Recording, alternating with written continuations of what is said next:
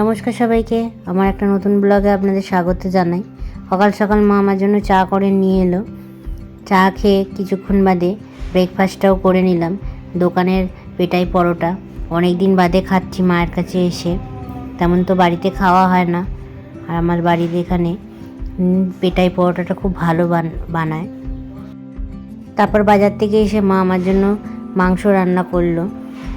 মা মাংসটা খুব ভালো বানায়, বলেছিলাম একটু পাতলা করেই বানিও, অসময়ে তো গ্রেভি খাওয়া হয়, কিন্তু মায়ের হাতেই পাতলা মাংসের ঝোলটা আমার অনেক ভালো লাগে।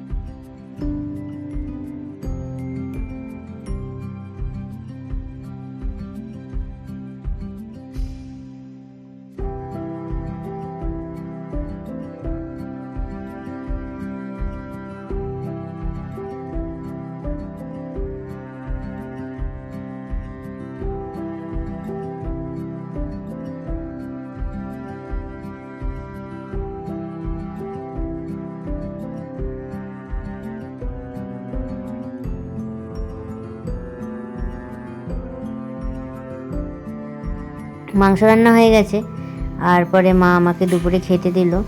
ছিল মাছের মাথা দিয়ে মিক্স তরকারি, টক ডাল আর মাংস।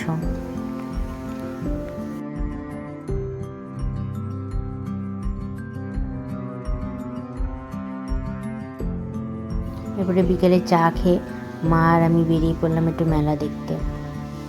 তবে চলুন বন্ধুরা, এখানেই শেষ করলাম। আমার ভিডিও ভালো লাগলে লাইক, শেয়ার আর সাবস্ক্রাইব করে দেবেন, আর সবাই ভালো থাকবেন।